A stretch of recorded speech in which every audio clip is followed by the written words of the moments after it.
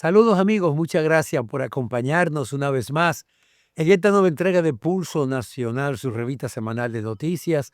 Agradecemos a los que nos siguen a través de BTV Canal 36 y todas las frecuencias de televisión por cable en todo el país, y los que nos siguen también a través de las redes sociales como Pulso Nacional TV. Hoy tenemos una interesantísima entrevista con el doctor Juan Dionisio Rodríguez Restituyo, quien es el coordinador judicial de la Oficina Nacional para la Reforma Penitencial. Con él hablaremos de temas de mucho interés. Vamos a una pausa y regresamos de inmediato con nuestro invitado.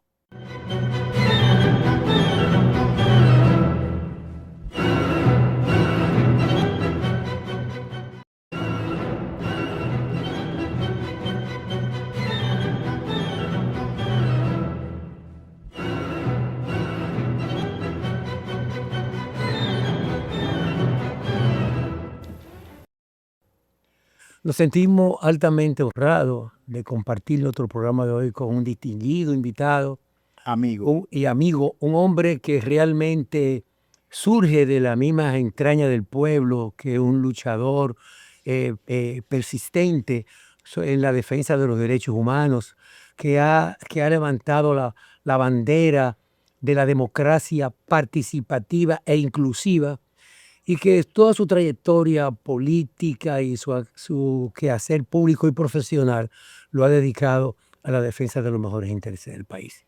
Me refiero al doctor Juan Dionisio Rodríguez Restituyo, que es nuestro invitado de hoy, nuestro invitado predilecto y nuestro distinguido amigo. ¿Cómo se siente? Gracias, Soriano y Cárdenas. Yo sé que aquí me quieren mucho.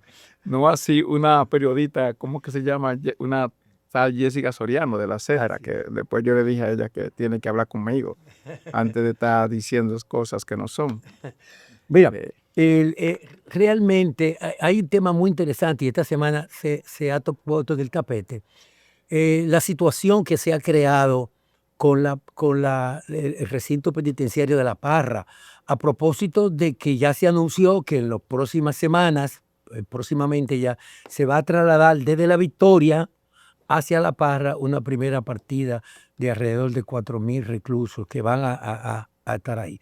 Han surgido algunas voces interesadas definitivamente en política, vinculado a grupos de oposición, que señalan que eso quieren cargar al gobierno y a la comisión, la oficina de apoyo a la reforma penitenciaria, de la responsabilidad del abandono en que quedó eso, señalando que eso estaba óptimo para comenzar a trabajar, a funcionar La Parra, y que el gobierno se descuidó y durante esos años y ahora tiene que invertir más en la reparación que lo que costó la construcción. Realmente queremos que nos edifique cuál es la situación de las cárceles La Parra.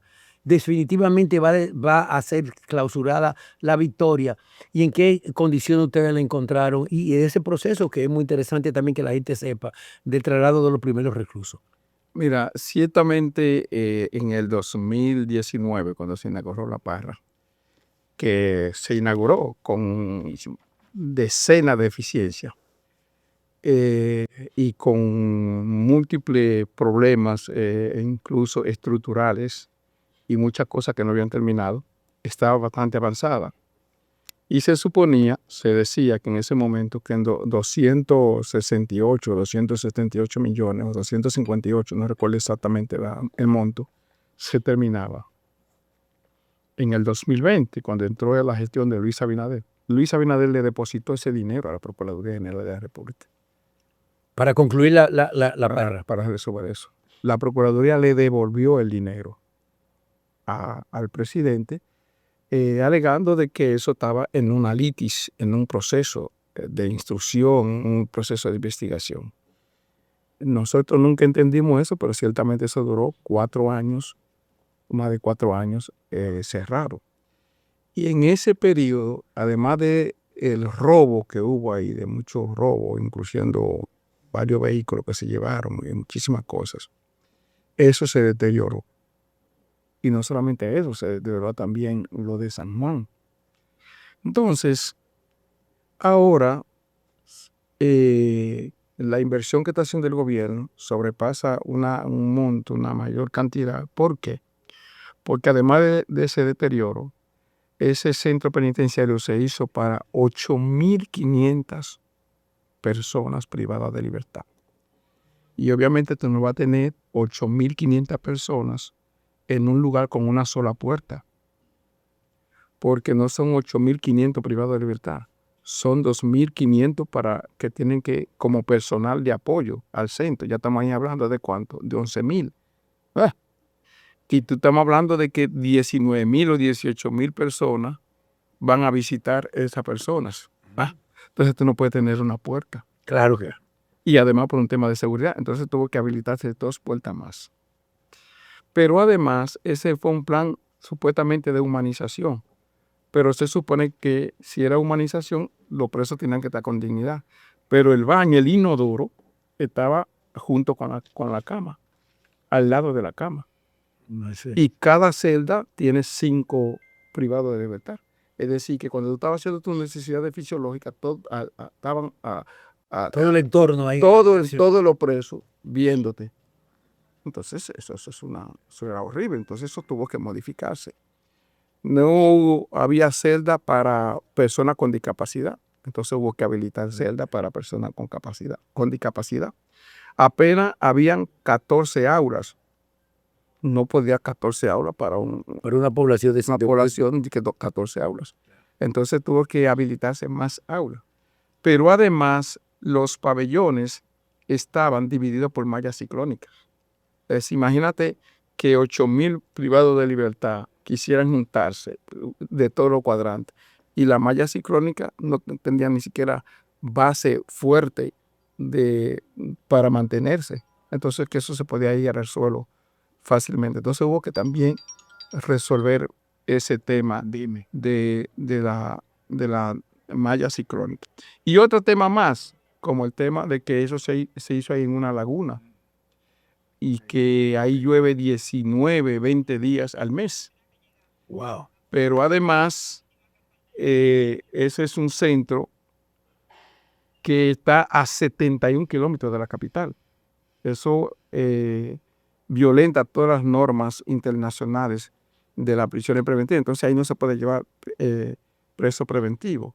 Entonces eso significa que la Victoria, que el objetivo es destruir eso, sí, y que la vamos a destruir, pero vamos a tener que habilitar una parte de la Victoria para, ¿cómo va a ser? para, anacrónico. para los presos preventivos. Aunque de 800, 700 personas, agarrar una de la parte que no se va a destruir, y que fue de las anexos, porque recuerda que la Victoria se hizo para 800 privados de libertad. Con los anexos que se hizo llegó a 1.200, pero hoy tiene 5.000, pero llegó a tener 9.000. Entonces, de eso vamos a sacar 2.400 ahora en agosto, que se van a trasladar a Las Parras, luego que se mejoraron las condiciones para poder trasladar a esa persona. Lo que critican ese proceso, nomás tienen que ir a las 12.727 páginas, que es el expediente que la Procuraduría General de la República depositó en el tribunal con relación al tema de Las Parras. Ellos se quejan de que duró mucho tiempo el proceso. Sí, eso es verdad. El proceso. Sí, eso pero es había también responsabilidad. lo que pasa es que el Ministerio Público alega que tenía que investigar los contratos, Claro. porque habían contratos que no estaban muy esclarecidos. Y yo no puedo poner a funcionar o recibir una obra cuando hay muchas cosas oscuras ahí. Y eso, bueno, usted es abogado, en justicia eso no se procesa tan rápido. No, estoy hablando de 12.727 páginas. Qué mal, eso ya siente. Pero además ya hay una apertura a juicio. Es decir, si hay una apertura a juicio porque el juez, pero además 6, ahí hay unas 62 personas involucradas, 42 personas y como 21 empresas. Y ya muchos de ellos pactaron con la fiscalía y devolvieron dinero. Entonces, no hay dudas. Es una misión de irregularidades, ¿verdad? De que ahí hubo irregularidades, no hay dudas. Entonces, lo que están hablando de eso, como una jovencita ahí, que ahora me enteré que también trabajaba en la Procuraduría de la República en ese proceso. Era vocero de Jean Alain. Entonces, pero debió de sentarse conmigo, porque si tú estás en un medio de comunicación, tú tienes que tener la responsabilidad de informar correctamente, no desinformar. Y para tú informar correctamente, primero tú tienes que ir a fuentes seguras y a datos. Entonces ya di una serie de datos que son incongruentes, contradictorios, y además yo no necesito hacerme el gracioso de nadie, porque yo no soy ni siquiera del PRM. Yo no necesito hacer gracioso. Y no hablo mentira. Todo lo que yo digo puedo comprobarse. Lo que ella dice sí no puede comprobarse. Ahora, realmente con los hechos hubo irregularidades en la construcción de todo eso. Recursos, y eso lo va a determinar porque eso está en juicio. Va a juicio con la apertura a juicio dictada por el juez. Ahora, eso en relación con ese caso de La Parra, que el presidente entregó los recursos que la Procuraduría General de la República lo devolvió porque ese proceso estaba en litis. Así es. Y entonces, a partir de ahora, hay que esperar que realmente el tribunal determine todas las irregularidades que se cometieron ahí en la construcción de esa obra, que en definitiva todo este tiempo ha sido en perjuicio de los internos. Así es. En las diferentes cárceles o recintos penitenciarios de la República Dominicana, sobrepoblada. ¿Cuál es la situación de los recintos penitenciarios del país? Y su hacinamiento. Y el hacinamiento que Bueno, se yo encuentran puedo mostrarle algunas imágenes que ustedes puedan publicar de lo que existe. Nosotros tenemos 51 centros penitenciarios en el país. En todo el país, En todo el 51. país, incluyendo 6 que albergan mujeres y 12 que albergan niños, adolescentes, no niños, adolescentes. Y de eso, 19 están, 12 en Fortaleza del Ejército y 7 en manos de la Policía Nacional. Es decir, que que están bajo su seguridad esos internos. Y obviamente tenemos unos casi 700 cuarteles que son antesala de detención de los privados de libertad. Todo eso, nosotros, la Oficina Nacional para la Reforma Penitenciaria, tenemos que vigilarlo y chequearlo. Porque hemos dicho, y eso está comprobado, 38% de los delitos se cometen desde los centros penitenciarios y del sicariato estamos hablando de más del 60%. Entonces, eso es un tema de seguridad nacional y de seguridad pública. ¿Qué pasa en estos momentos? Eso, todo lo que el mundo sabe, la corrupción, mira lo que acaba de pasar ahora en Moca. Ahí hay corrupción, pero no solamente corrupción de los internos, sino de los que cuidan a los internos, de los agentes de la ley que también cometen actos, que se coliden con los internos para cometer actos de corrupción.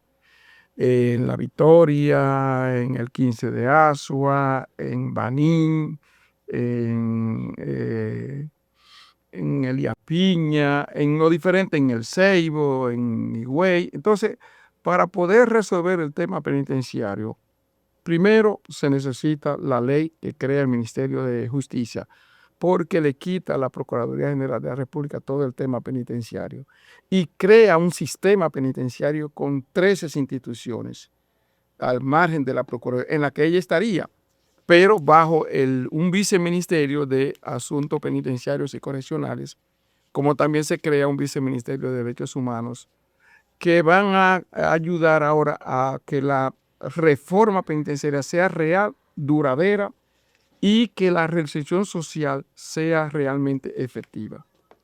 Para que eso suceda, la Cámara de Diputados debe de aprobar el Ministerio de Justicia, porque ya la aprobó el Senado de la República, y hay que recordar que la legislatura termina el 26 de julio.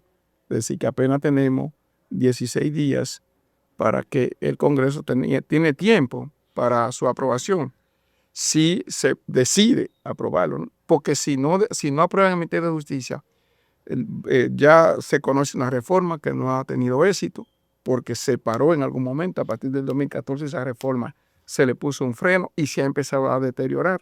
Y para que haya una reforma real, entonces se necesita quitarle a la Procuraduría General de la República el tema penitenciario. Pero el Senado de la República aprobó. Ya lo aprobó. Sí, pero ahora está en la Cámara de Estaba Diputados. en la Cámara de Diputados. Yo- ¿Y cuál es El obstáculo. el obstáculo en la Cámara de Diputados? Porque se supone que el partido de gobierno tiene mayoría en ambas cámaras. Sí, Debiera, por una que es un- decisión política, aprobar eso. Y que esa es una promesa del presidente de la República. Bueno, la Cámara de Diputados, quizás tienen razón, alega que estaba en el Código Penal. Ya ayer terminaron con el informe del Código Penal, ya el Código Penal se terminó. Yo espero entonces ahora que En estos días. en estos días que quedan, se concentren en el Ministerio de Justicia, porque primero, el Ministerio de Justicia es una necesidad a partir de la modificación de la Constitución del 2024, pero que el Ministerio de Justicia nació con la República, es decir, siempre hubo Ministerio de Justicia en la República Dominicana hasta que el triunvirato en el 1964 Lo eliminó. lo eliminó y le transfirió toda la función del Ministerio de Justicia a la Procuraduría General de la República. De hecho, el primer ministro de Justicia que nosotros tuvimos, así mismo que se llamaba Secretaría de Justicia e Institución Pública, fue Tomás Bobadilla Brioli. Un personaje de sombra en la historia dominicana. El tema es sumamente interesante, doctor, y me gustaría que profundizaran un poquito más sobre la situación que ustedes encontraron en La Parra, los planes que tienen y sobre todo lo que está haciendo la Oficina Nacional para la Reforma Penitenciaria. Pero vamos a una pausa y regresamos con nuestro invitado.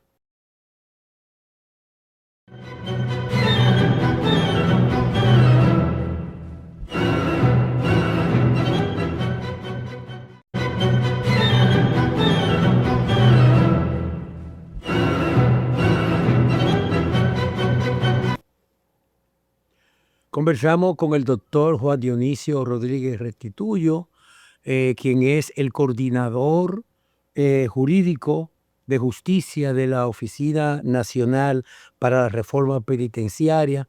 Y estamos tratando precisamente el tema de la nueva cárcel de La Parra, cuya primera partida de reclusos van a ser incorporados a ese recinto en las próximas semanas. Hay algunas quejas de que cómo podía impactar la ubicación de Las Parras para familiares y el acceso de los abogados en el sistema judicial por la distancia, ¿no? ¿Verdad? Y por otro lado, ¿cuáles son los programas de salud, de educación que se contemplan en este nuevo recinto? Mira, eso fue una barbaridad, eso choca con todas las normas internacionales para los recintos penitenciarios. Las cárceles por lo regular deben estar a 4 o 5 kilómetros de las ciudades. Cierto acceso, ¿no? Y para tener acceso, porque además es un tema de seguridad, además un trasladar a una persona por una calle desierta a un tribunal, eso es una medida de seguridad, porque ciertamente allá hay un tribunal, pero es un tribunal para el juez de ejecución de la pena.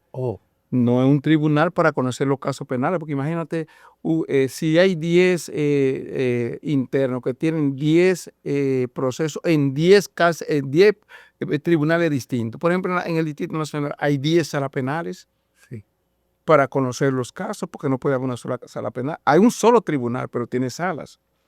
Entonces, imagínate cuánto interno hay ahí de diferentes lugares que no puede conocer un tribunal. Y el traslado es problema.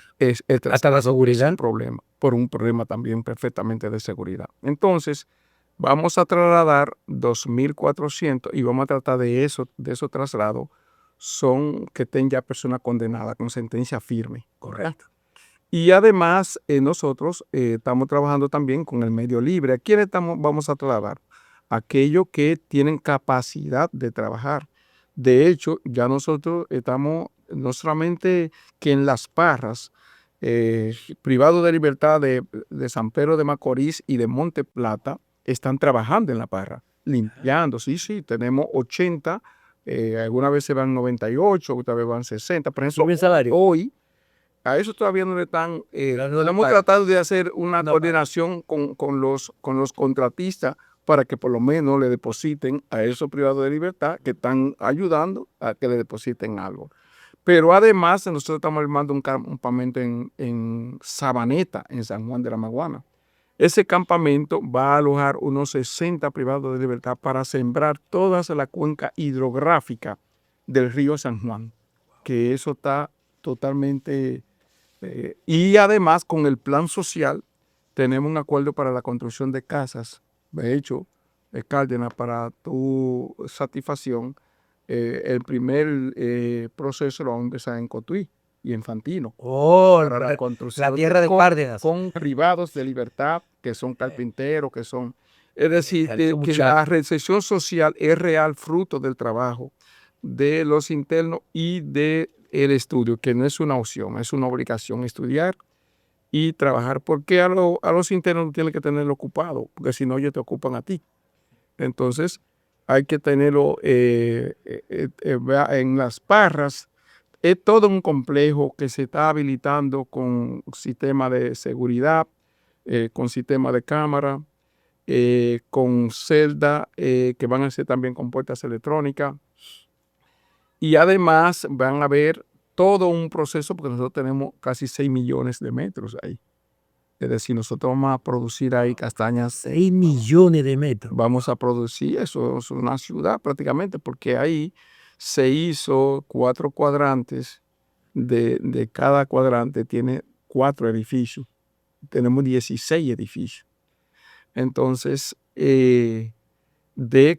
cada edificio tiene 4 plantas. Y pero es un problema también logístico para la seguridad, ¿eh? Por eso Se necesita una población de custodio. Es que eso es una barbaridad, porque lo que dicen las normas internacionales, que las cárceles no pueden ser de más de 1,000 personas. No. Para un tema de ¿Cuánta capacidad de cuánto es en La Parra? Las Parras tiene capacidad para 8,500. 8,500. Es decir, casi la mitad de lo que tiene el país. Ustedes van a trasladar ahora 2,400. 2,400. Ahora en agosto. Ahora en agosto. Ocurre que en agosto ahí no van personas que no hayan sido conocidos su caso en los tribunales, o habrá preventivo. Condena definitiva. No, ahí nosotros... Sin condena preventiva. La idea es no llevar personas preventivas. Todo aquel que tenga sentencia firme, ya que estén condenados. Que obviamente que esos son los menos, porque tenemos 64% de los privados de libertad como preso preventivo. Entonces, eso nos crea una dificultad, porque en La Victoria, que es donde vamos a trasladar, más de los privados de libertad están en fase preparatoria, es decir, están preventivos, no están condenados. Entonces, ese es un tema. Por eso, aunque La Victoria va a desaparecer, vamos a habilitar una parte para las prisiones preventivas en La Victoria. Y vamos a dejar ahí unos 800 presos preventivos para trasladar al Palacio de Justicia, porque es mucho más cerca.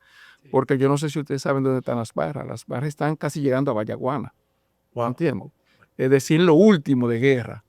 Al que esté en la provincia de Santo Domingo, pero en el lindero con Monteplata.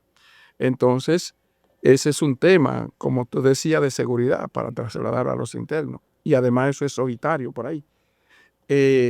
Pero sí hay terreno para... tenemos un área de producción en UNAPRED, porque UNAPRED tiene 8 áreas. Tiene un área de producción, tiene un área de infraestructura, tiene un área de salud, con psicología, tiene todo el área de justicia que nosotros coordinamos, tiene un área de medio libre, que son aquellos que ya están en condiciones de salir, que su condena, que le queda poco tiempo, que han estudiado, que tienen capacidad, que tienen condiciones para trabajar y para aportar a la sociedad.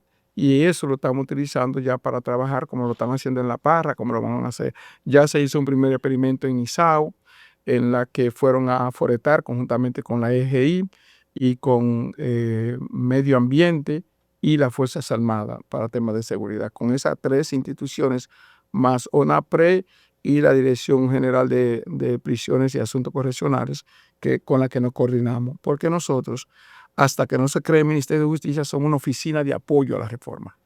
Y todo lo que hacemos, lo hacemos conjuntamente con la Procuraduría General de la República y con la Dirección General de Sistemas Penitenciarios y Correccionales.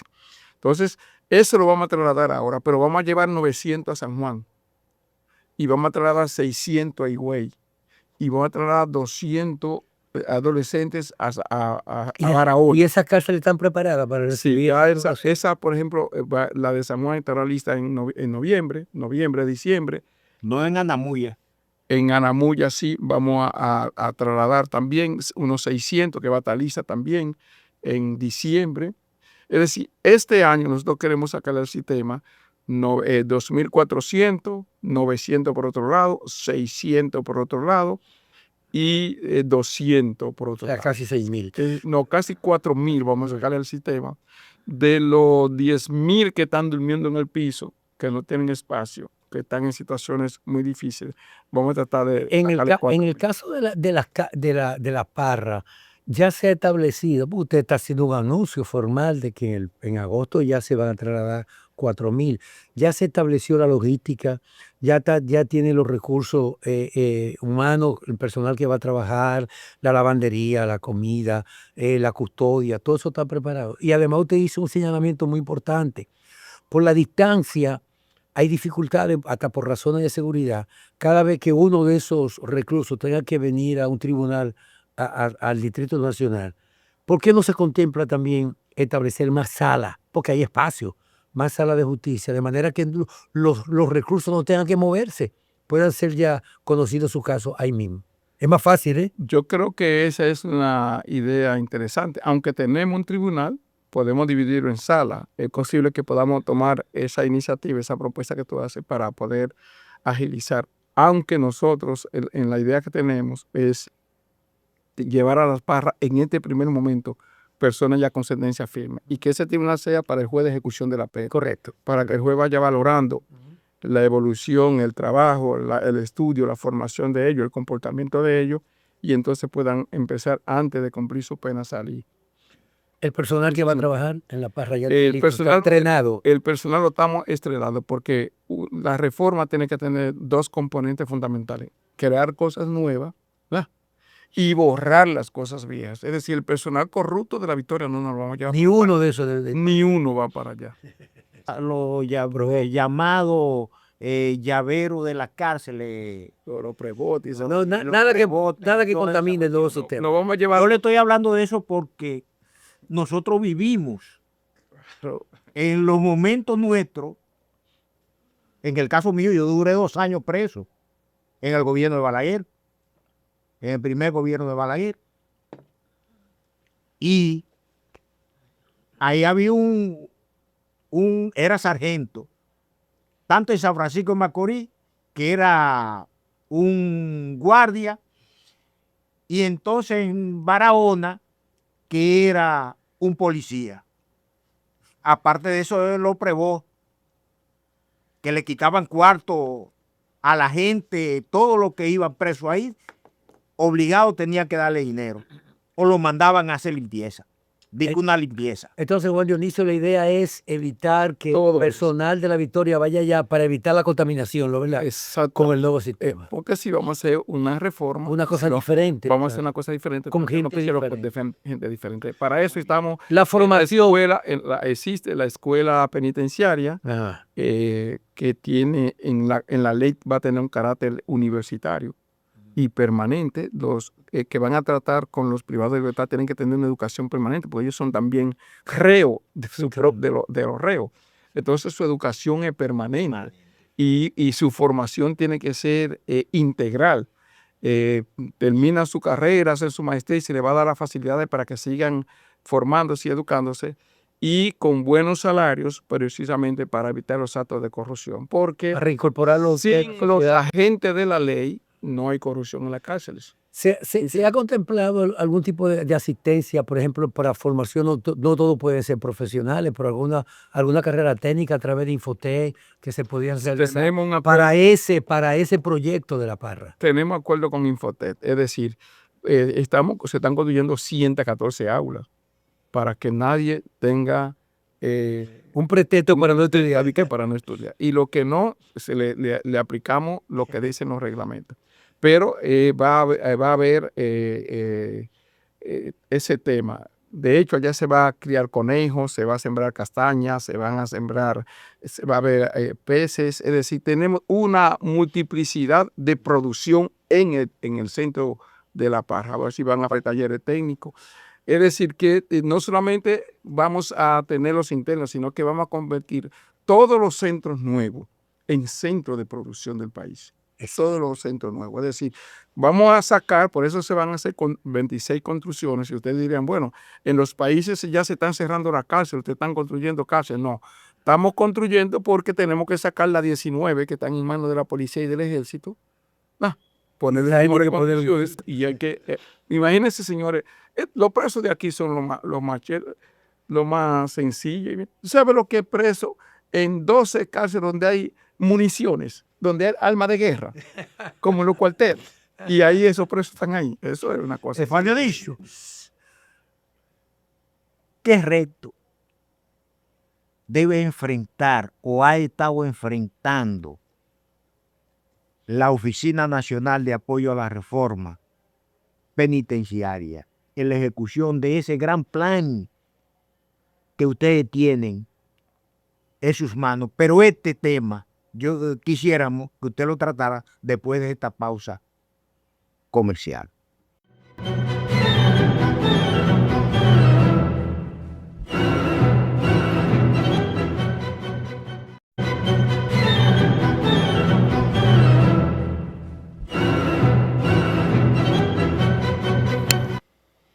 Juan Dionisio, los retos que tiene la Oficina Nacional de Apoyo a la Reforma Penitenciaria en la ejecución del gran plan que han diseñado ustedes para sacar de la crisis en que está este sistema actualmente. Mira, primero hay que reconocer que el presidente de la República ha estado apoyando con todo. De hecho, todo el dinero para el tema de la reforma penitenciaria, el presidente ha dicho que está disponible. Y hemos encontrado la colaboración de los funcionarios del director de la policía, con la que nos reunimos todos los miércoles, y con los diferentes, con la propia Procuradora General de la República para este tema de la reforma, porque como dije, es un tema de seguridad pública y de seguridad nacional, ¿me entiendes? Y de seguridad ciudadana. Entonces, todos los sectores estamos involucrados. Ahora, no es fácil, porque sacar la corrupción del tema penitenciario, que tiene años y años, sí, de agentes de la ley que son corruptos, que son agentes de la ley, que también están en ese sistema penitenciario, que hay que también apartarlo del sistema. Todo eso es un proceso. Por eso nosotros hemos dicho, en estos nuevos 4 lugares donde vamos a trasladar, dice Las Parras, Higüey, San Juan, Barahona, no vamos a necesitar bloqueadores, porque ahí nadie va a tener celulares. Ahí ningún preso, ningún interno va a tener celulares, pero ni quien lo cuide va a tener celulares. Eso es importante. Porque el que lo cuide no necesita celulares. Los celulares que lo dejen en su casa, los trabajadores, los empleados. De este vamos a utilizar radio para comunicar. Vamos a utilizar radio. Lo llaman de su casa por una emergencia. Mire, lo están llamando, venga y llame, aquí hay un teléfono. Que vaya al centro para usted un teléfono celular. Mientras usted esté en el centro, porque es un tema de seguridad. Mientras usted esté cumpliendo su horario, usted no va a tener contacto con el exterior. Con el exterior. Usted va a tener, si lo llama un familiar, ya usted sabe que usted tiene yo no sé, vamos a ver cómo vamos psicológicamente, incluso tenemos que tratar esto, porque en un mundo donde la gente no puede vivir sin celular, sí, entonces y de una conexión permanente, incluso a los mismos presos que ya se han acostumbrado a tener celulares, tenemos que ese es un gran reto que tenemos que tener, de que la gente sepa. Hay que resetearlo. Mientras esté ahí. Bueno, pero los muchachos en la escuela no pueden tener celulares, o en la universidad también se supone, ¿verdad? Aunque tú puedas tener una torre. Entonces, yo digo, pero los principales problemas que está ocurriendo en estos momentos con la comunicación, con los teléfonos, vienen realmente de la Se cárcel. legislan en las cárceles, si la extorsión. Pero los celulares entran solo a la cárcel, o los presos salen a buscarlo. No, ¿Quién lo llevan? a Dios lo que cuida. Pero se ha dicho que hay bueno, hasta parábola y cosas En la cárceles Victoria había una- para tener su propio sistema de comunicación. Entonces, todo eso nosotros pretendemos con este nuevo sistema, pero para eso nosotros necesitamos resolver el tema del Ministerio de Justicia, porque sin el Ministerio de Justicia eso no es posible. No puede caminar. Hay un aspecto importante, lo que tú has dicho, Juan Dionisio. Tú te dices que este proceso, que es grande, es un reto enorme, es un proceso que no se va a resolver de un día para otro, que es un proceso lento, un proceso que puede llevarse años o que está supuesto a llevarse años. Podría ser una comparación con la reforma policial, porque la reforma policial está proyectada a 20 años, a 15 años. O sea, puede ser algo similar, o sea, que se vayan dando paso a paso para evitar retroceder, pero cambiar toda una mentalidad y un comportamiento viciado, corrompido durante tanto tiempo, es un reto bastante difícil. Es que Como rediseñar la mente. vamos caminando en conjunto. ¿Por qué? Porque nosotros estamos también interviniendo los cuarteles. ¿Por qué? Porque nosotros nos reunimos con el director de la policía y el director de la policía le decimos, miren, tenemos 361 personas con medida de cohesión en centros de detención, porque los cuarteles son centros de detención, no son prisiones, no pueden estar ahí. ¿Por qué están ahí? Porque se combinan con el fiscal, porque los abogados lo mandaron para el 15 de ASA y el abogado le paga para que lo dejen en el cuartel de ASA, o aquí en la carcelita había una persona que estaba pagando 35,000 pesos por noche. ¿Cómo va a ser? ¿Por noche? Por noche, ahí en el Palacio de Justicia de Ciudad Nueva. ¿Me entiendes? Pero así sucede. Entonces, el director de la policía nos inmediatamente designó a una persona y entonces estamos dándole seguimiento a eso. Pero se está haciendo todo un rediseño de los cuarteles de todo el país. ¿Por qué? Porque los cuarteles tienen una celda y no pueden tener una celda. Tienen que tener 2 o 3 como mínima. ¿Por qué? Porque si ustedes dos tuvieran una riña, no la van a meter juntos en la misma celda. Para que se terminen de matar. O si aparece una mujer, no vamos a meter con los hombres. O hay que detener un niño o un joven porque lo encontraron en infraganti. Hay que ponerle una celda pequeña. Entonces, se está haciendo también un rediseño de todos los cuarteles con ese sentido para garantizar eso. Pero también estamos rediseñando un sistema y un pabellón para los agentes de la ley. Es decir, que un fiscal, un militar, un juez que fue sometido a la acción de la justicia, que está preso. Un policía. O un policía no lo van a poner con el que le persiguió en algún momento o con el que le acusó en algún momento. Entonces también haciendo todo, exactamente, lo lincha. Entonces estamos haciendo todo un rediseño del sistema penitenciario que incluye también a los agentes de la ley y obviamente eso significa enfrentar los niveles de corrupción que hay en las cárceles. Usted está adentro. Hoy usted está adentro trabajando en este proceso. ¿Tiene confianza que realmente esto se va a ejecutar tal y como ustedes ¿Lo han diseñado? lo han diseñado? Solo se aprueban el proyecto de ley que crea el Ministerio de Justicia. Porque si no, entonces esto puede durar un mes, un año, como el que inició Roberto en el 2003, 2015, en la cual nosotros también participamos aquella vez. Pero si no se aprueba la ley del Ministerio de Justicia, por lo menos en el caso nuestro, en el caso de Juan Dionisio Rodríguez Restituyo, no continúa porque es arar en el mar. ¿Qué contempla? Usted ha puesto una condicionante muy interesante y es un reto para los legisladores. Para poder hacer esta reforma que necesita el país y el país demanda, es necesaria la aprobación del Ministerio de Justicia. ¿Pero qué contempla el Ministerio de Justicia? ¿Solamente administrar las cárceles? ¿Qué contempla el sentido general del Ministerio de Justicia? Mire, el Ministerio de Justicia, la Constitución del 1844, la del 6 de noviembre de 1844, vino con 4 ministerios. El primero de ellos era el Ministerio de Justicia y Instrucción Pública. El segundo fue el Ministerio de Interior y Policía, el tercero fue el Ministerio de Hacienda y el cuarto fue el Ministerio de Guerra y Marina. Es decir, que la República Dominicana nació con el Ministerio de Justicia. El Ministerio de Justicia es que ante la modificación del 2024 que le quita poder al gobierno con relación a la Procuraduría General de la República, el Ministerio de Justicia viene a contrarrestar tanto a todo el sistema de justicia como a la Procuraduría General de la República y que el gobierno pueda tener una instancia de vigilancia de esos poderes y en defensa de los ciudadanos. Y por eso crea 3 sistemas. Crea un sistema de justicia, crea un sistema de derechos humanos y crea un sistema de asuntos penitenciarios y correccionales. Y le quita a la Procuraduría el tema penitenciario.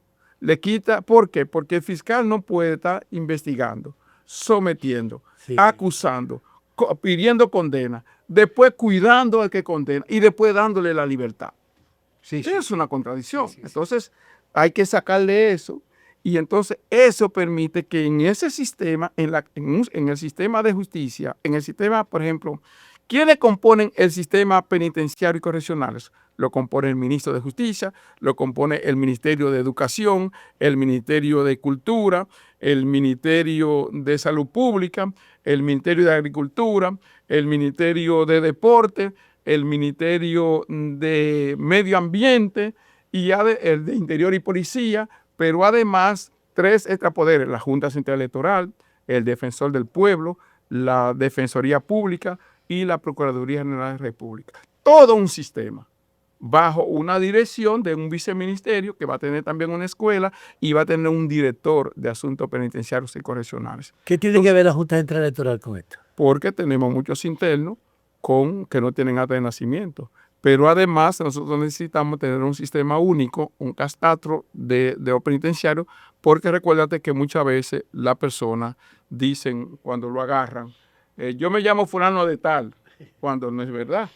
Y entonces con sus huellas dactilares, con los huellos biométricos, entonces lo conectamos con la Junta y la Junta nos dice, sí, mira. Usted José Pérez, usted otro, usted José Pérez. Sí, no, porque eso hacíamos, recuérdate, Cárdenas, cuando te agarraban preso, tú nunca decías tu nombre. Claro. ¿Me entiendes? Pero ya no, ya tú no puedes ocultar tu identidad. Y entonces la Junta, como garante de la identidad del privado de la libertad, tiene que avalarnos. Por eso entra dentro del sistema penitenciario de asuntos correccionales. Es decir, hemos pensado en todo. Hemos pensado en la educación, hemos pensado en la reinserción social como fin último de la pena, porque no tiene sentido la pena sin la reinserción social. Queremos que la reinserción social sea real. Estamos tratando de resolver el tema de lo privado de libertad con medida de coerción. Hemos identificado 349 privados de libertad que tienen medida de coerción de 500 a 349, 349 de 500 a 20,000 pesos. Que están detenidos. Y hagan esto. Cada privado de libertad le cuesta al Estado Dominicano $18. Diario. ¿Cuánto es eso? 1,200, 1,400 pesos. Y una persona con un mes detenido por 500 pesos, o por 1,000 pesos, o por 2,000 pesos, o por 3,000 pesos, o por 15,000 pesos, cuando consume $18 diario. Entonces, todo eso, el ONAPRED ha tratado de crear lo que hemos llamado un fondo de la libertad para los presos de la pobreza, porque recuérdense que nuestros jóvenes son los que están en prisión, que ese es un tema a la que también nosotros le estamos dando respuesta, haciendo un análisis cartográfico de la prisión, porque tenemos que atacar el origen del delito. Correcto. Y para eso tenemos que conocer la causa que llevaron a la gente a cometer un delito. Por eso, en cada provincia estamos creando un comité de apoyo al sistema penitenciario, para involucrar a la familia, para involucrar a la víctima de que este ciudadano le generó un problema a esa víctima, pero que la víctima haga conciencia de que perfecto, tú me hiciste un daño, ahora tú lo estás pagando, pero ahora tú vas a hacer un aporte a la sociedad, tú te vas a reinsertar nuevamente a la sociedad y vas a tener una segunda oportunidad para convertirte en un agente de bien. Es decir, tú entras sano, tú entras enfermo y nosotros te vamos a sanar. ¿Por qué? Porque en la República Dominicana ni hay pena de muerte, ni hay cadena perpetua. En algún momento tú tienes que salir. Y como tú vas a salir, entonces nosotros tenemos que decir que tú vas a salir, pero tú vas a salir ya con una condición diferente a como tú entraste. Tú vas a volver a la sociedad. Pero este proceso, Juan Dionisio, no se va a desarrollar en 2 días, en 2 meses, en 1 año o 2 años. Va a ser un proceso largo. Y en ese sentido también yo tengo una inquietud. Se ha evaluado la edad de los reclusos. ¿Qué porcentaje son jóvenes? ¿Qué porcentaje son ya adultos mayores? Y algo más importante, ¿cuánto de esos reclusos se han reincorporado en las condiciones actuales? Usted me dice que hay como 8.000 reclusos. De esos, ¿cuántos se han reincorporado sanamente y productivamente a la sociedad? Mira, El porcentaje para nosotros medirlo. en estos momentos nosotros tenemos alrededor de 25.000 personas privadas de libertad. Wow.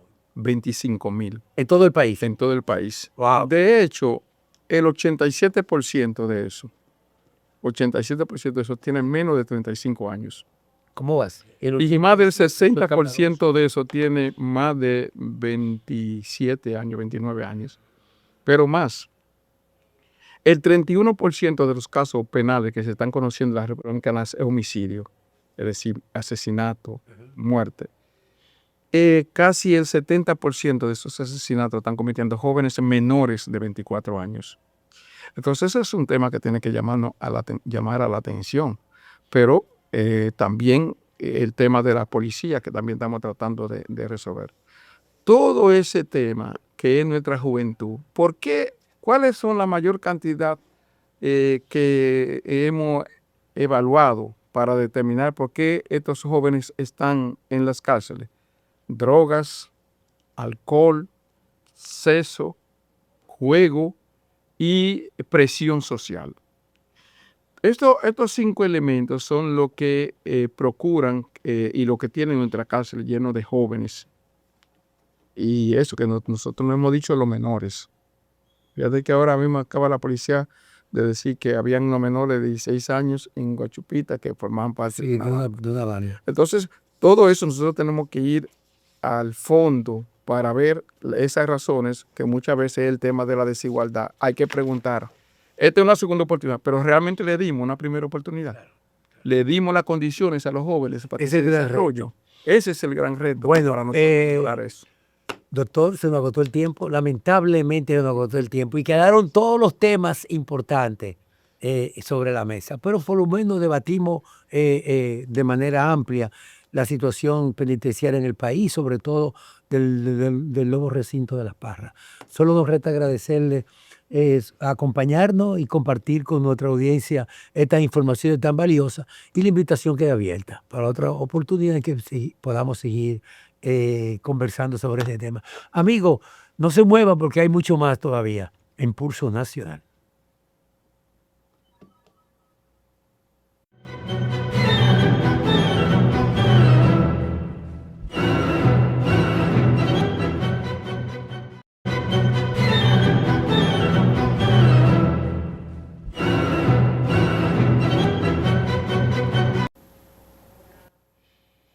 Bueno, Osvaldo, esta semana ha sido una semana fuerte en materia de comunicación. Bueno, ha habido mucho escándalo, el escándalo de color y la decisión tomada por el presidente de la República de que aquellos aspirantes de su partido a la presidencia de la República no pueden hacer política de la institución en que trabajan o tienen que renunciar. Extraordinaria decisión del presidente de la República que demuestra que realmente está en eso. Es una vocación democrática. Pero óyeme, la ley del servicio público prohíbe hacer actividad política en las instituciones. Entonces, pero Wellington Arnaud, David Collado, Víctor de Asa, Tony Peñaguaba, Eduardo Son Lobatón, Raquel Peña, Carolina Mejía, aunque esta es electa y alcaldesa. Bueno, quizá en ella podría pedir una licencia para buscar más transparencia.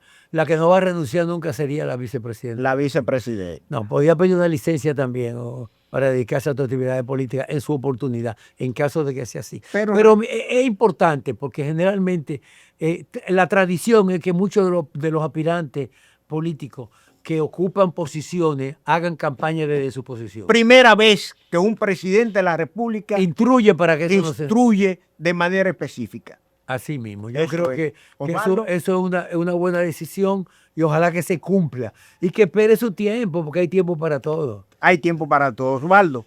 El tiempo es un verdugo. Así es. Será pues Se nos agotó el tiempo. hasta la próxima, cuando estaremos en un programa más de Pulso Nacional.